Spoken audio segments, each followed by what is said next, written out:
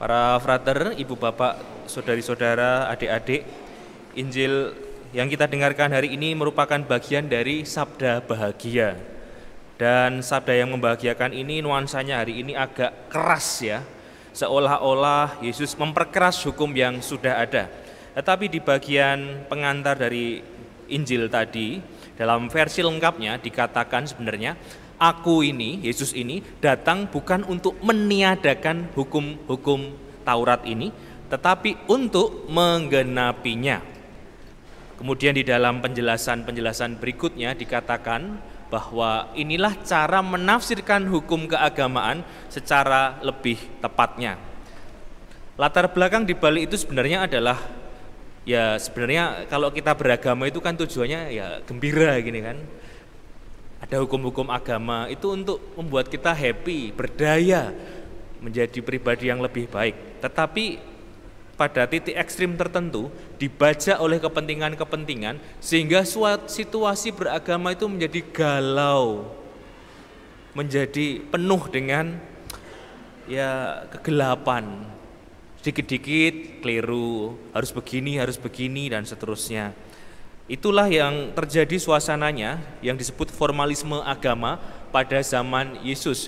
Bahkan dalam berbagai ayat di Alkitab, Yesus pun sering dituduh bahwa kamu kok tidak sesuai dengan Taurat macam itu. Yesus pun sering kena sasaran tembak ahli Taurat dan kaum Farisi. Nah, apakah beragama saja dengan taat gitu, betul lurus-lurus saja itu sudah hidup baik, kudus dan damai? Rupanya justru tidak.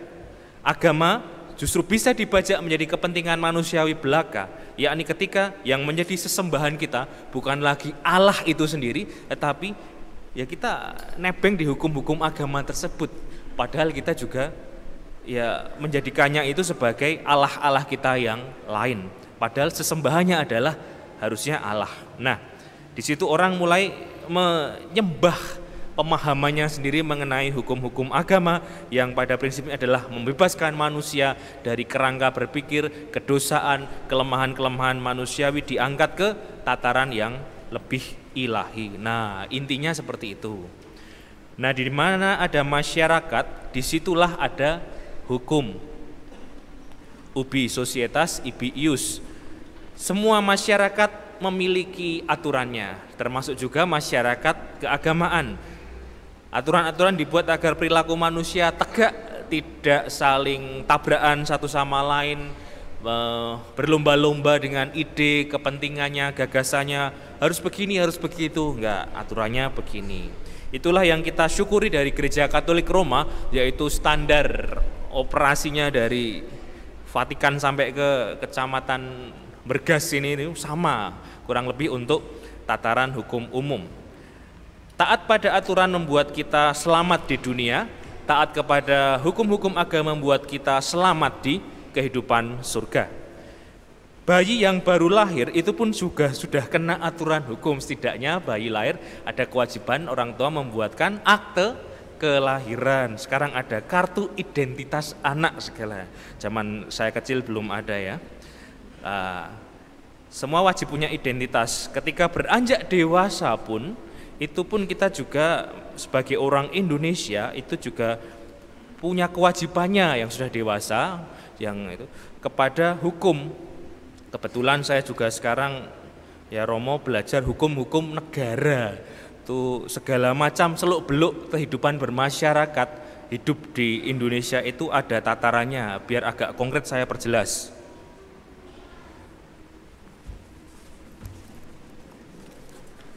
Ngopo, iya. Untuk aneka macam segi kehidupan, supaya tatanan masyarakat tertata, tidak saling melakukan tindak pidana dan pelanggaran, diatur dalam KUHP. Iya, 569 pasal, mesti sing diapalke 303 kakek nonton TV ya. Supaya orang tertata hidupnya, tidak hanya mengurusi dirinya sendiri, tapi ada batasan-batasannya. Orang ingin bebas tapi dia sebenarnya ada rule-nya, batasannya. Dalam hubungan orang dengan orang satu sama lain itu namanya keperdataan. Maka ada kitab undang-undang hukum perdata lebih tebal 1993 pasal. Dalam hubungan dengan masyarakat, bidang ekonomi, keuangan, perdagangan, diatur gimana cara tata cara pinjam, kalau nggak balikin gimana, apa harus kita pukuli rame-rame satu gereja dan seterusnya, itu ada tatarannya. Dia itu kitab undang-undang hukum dagang, supaya perilaku perdagangan tata kehidupan manusia ini teratur. KUHD, kitab undang-undang hukum dagang, lebih agak tipis. Sebenarnya halnya sama ketika kita hidup menggereja. Ketika seseorang dibaptis, dia sudah tunduk kepada hukum yang disebut ya hukum kanonik. Dia disebut orang Katolik. Ini sebenarnya tebal sekali. Semene iso nggo sarapan ya. 1752, ini tebal sekali, melingkupi bagaimana orang mulai dari lahir sampai ia dimakamkan. Yang di bagian tengah agak panjang hukum perkawinan, ya itu. Di hidup menggereja bidang misa, misa itu ada aturannya, sehingga kita tidak bisa apakah ketika doa syukur agung kita begini atau begini gitu. Begini, ada aturannya, tunduk, berdiri, jengkeng dan seterusnya. Pedoman umum misale Romawi PUMR, tebal juga 399 pasal kurang lebih. Nah, dari situ semua kita sebenarnya tahu bahwa hidup beragama membuat menjadi taat dan seterusnya, tidak membuat orang melenceng atau tabrakan satu sama lain. Yesus mengajarkan bukan hanya itu, tetapi jiwanya dari sebuah hukum agama, yaitu adalah kasih Allah sendiri. Berhadapan dengan hukum Taurat Yahudi, Yesus tidak mau menolaknya, dia justru membacanya secara terang. Kalau orang-orang membacanya memang agak susah payah ya, ada larangan dan ada keharusan, menjadikannya sebagai momok hidup beragama, sehingga kadang-kadang gini, kamu nggak seperti itu berarti kamu nggak selamat, kamu harus begitu, kamu harus gini supaya selamat. Keharusan-keharusan yang mengada-ada, termasuk memperberat yang sudah ada, itu adalah tipikal wajah ya ahli Taurat, kaum Farisi pada zaman itu yang dikritik Yesus. Yang dimasalahkan sebenarnya jauh lebih penting dari itu, masalahnya identitas dan aktivitas.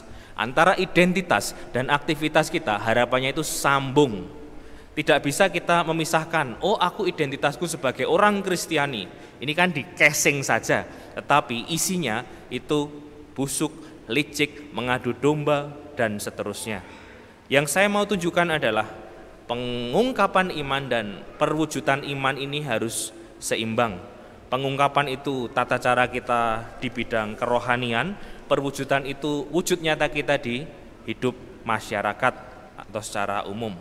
Secara intinya adalah carilah inti-inti keagamaan itu, kuasailah di sana, pahamilah di sana dengan terang roh, maka segalanya menjadi lebih terang.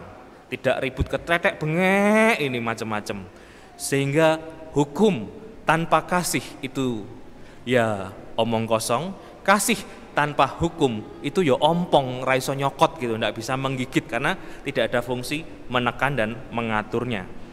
Di belakangan ini yang makin lama makin sulit itu hukum-hukum soal perkawinan, tambah lagi aneka macam keharusan-keharusan. Kadang tekanan biaya juga mengada-ada, padahal tujuannya untuk kebahagiaan pasangan suami istri seumur hidup. Makin ribet ke belakangan ini. Berapa di antara kita juga kadang mempersulit hal-hal yang sudah ada.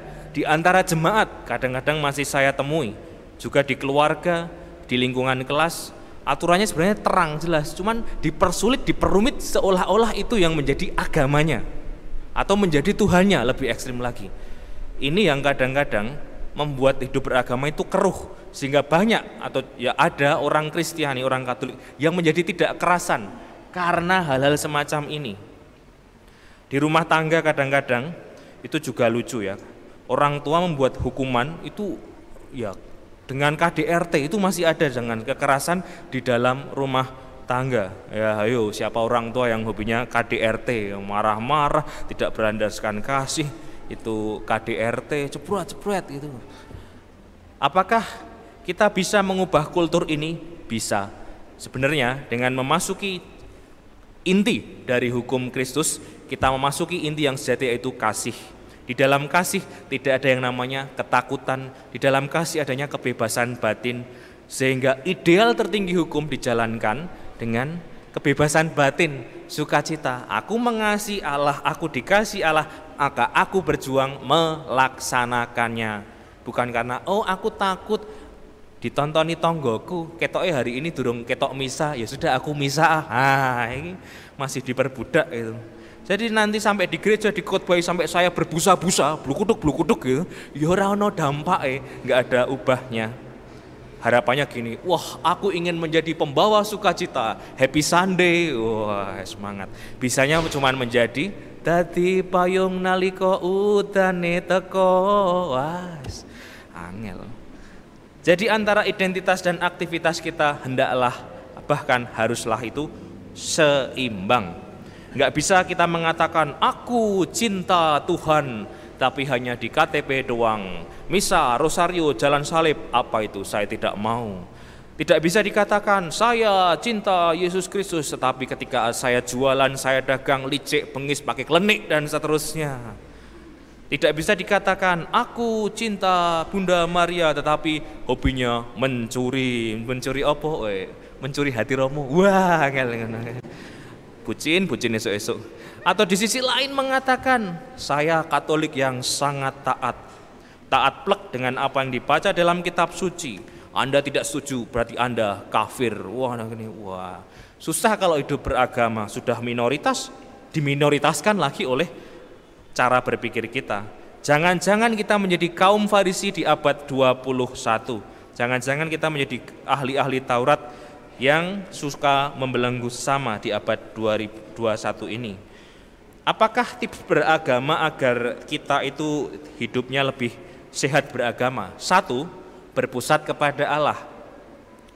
Di bacaan kedua dikatakan, kepada kita Allah sudah menyatakan oleh roh, sebab roh menyelidiki segala sesuatu, bahkan hal-hal tersembunyi di dalam diri Allah. Kuncinya adalah beragama itu perlu dengan roh kudus, koneksi dengan roh kudus. Roh kudus membuat kita terang dan menyala-nyala, paham hukum-hukum agama, dan menjaganya supaya tidak mabuk agama. Api kalau terlalu besar itu bisa membakar kiri kanannya, kebakaran malahan. Tetapi ketika pada proporsinya itu membuat terang dan indah. Mengenai berpusat kepada Allah, gara-gara dengar homili ini, ada seorang anak di paroki Wakanda, ini mau cerita saya. Suatu ketika dia ditugasi tugas Kamis Putih. Nah, sebelum misa, ia mematahkan sebuah alat untuk peraraan sakramen Maha Kudus, yaitu apa? Keprak. Tahu bentuknya ya? Ini kan lo, patah sebelum misa akhirnya. Dia takut sama Romo, tetapi dia tahu, wah ini Romonya Romo Allah nggak baik ini kayaknya ini. Kemudian, oh iya, saya itu punya alat yang bunyinya mirip dengan keprak, yaitu lato-lato. Kemudian pada waktu perarakan dia tengok, tantum ergo sacramentum, berhenti toh. Lalu dia pakai ini lato-lato, tek mati dungklok kabeh. Tak tengok, wah lato-lato ya. Pengen marah tapi kok Romo gitu kan. Tapi kemudian dia minta maaf, Romo maaf tadi kepraknya rusak. Yang penting bunyi toh. Mirip toh, ya batinku ini akibat efek dengar homili saya. Yang penting bukan bentuknya tapi semangatnya. Oke, dosamu ku ampuni. Wes. Kemudian saya bincang-bincang. Lato-lato ada kepanjangannya. Lato-lato L, lupakanlah kenangan-kenangan buruk di masa lalu. Weh. A, awalilah dan akhirilah harimu dengan berdoa. T, tataplah mata keluargamu dan pasanganmu. Bukan hanya HP-mu, malah selingkuh. O, optimislah dalam segala hal. Nah, dari lato-lato kita belajar beriman secara tepat. Tidak mabuk agama, tapi tetap happy dengan agama. Yang kedua, waspadalah tadi dengan berhala-berhala modern. Bisa jadi kita menyembahnya bukan Allah, tetapi berhala-berhala modern. Bisa berwujud media, bisa berwujud hoax, berita palsu, kesempitan berpikir, atau cara penghayatan kita sendiri yang ngawur. Agama memakai sumber yang jelas, gunakanlah akal budi kita. Tujuannya adalah ke Allah, bukan ke berhala-berhala yang lain. 3, tetap taat tetapi rendah hati. Ini yang susah. Makin beriman, makin rendah hati. Sehingga hidup Katolik menjadi orang yang sejuk, adem ayem kayak restoran. Kasih Allah kepada sesama tidak terlepas pada kasih kepada Allah. Maka kalau kita diberi kekuasaan, kita disuruh memimpin, ingat, kekuasaanku, kuasaku adalah sarana pelayananku. Beriman ideal barangkali mungkin masih jauh dari tataran kita, tapi itulah yang dipanggil untuk hidup yang lebih baik lagi. Kalau diringkas, gimana cara hidup ideal? Setiap kali Injil ditutup itu ada ungkapan di dalam bahasa Jawa, rahayu wong kang uripe salaras karo sabda dalem lan ngugemi dawuh-dawuh dalem rinesepno sabda dalem Gusti ing manah kawula dok dok dok dok dok dok. Berbahagialah orang yang mendengarkan sabda Tuhan dan tekun melaksanakannya. Maka kita kadang tidak diminta untuk menjadi sukses dalam segala hal ini, tapi menjadi setia. Itulah pesan Ibu Teresa yang sangat baik. Maka dihadapkan pada aneka macam hal, hukum dan kebebasan, kita bertanya kepada hati bahwa apakah motivasi beragamaku sekarang sudah sehat atau masih dalam sebuah hal yang membelenggu atau ketakutan. Kitab hukum kanonik yang terakhir mengatakan pasal yang sangat baik, keselamatan jiwa-jiwamu itu adalah hukum yang paling tinggi. Maka ikan hiu makan tomat, cintai Tuhan dan sesama agar selamat. Maka besok juga hari Valentine ya, juga saya ucapkan selamat hari Valentine bagi yang merayakannya, yang belum merayakannya tetaplah berjuang sampai merayakannya. Akhir kata, Merry Christmas sudah, Happy New Year juga sudah, Merry Me-nya kapan? Wah, angel. Mari kita bersyukur atas keagamaan yang kita terima, hukum-hukum agama yang kita banggakan, karena di sanalah pintu keselamatan terbuka lebar sejauh kita mau bekerja sama dengan rahmat dan roh ilahi. Yesus, bantulah kami untuk lebih mengasihimu lewat hukum-hukum agama kami. Amin.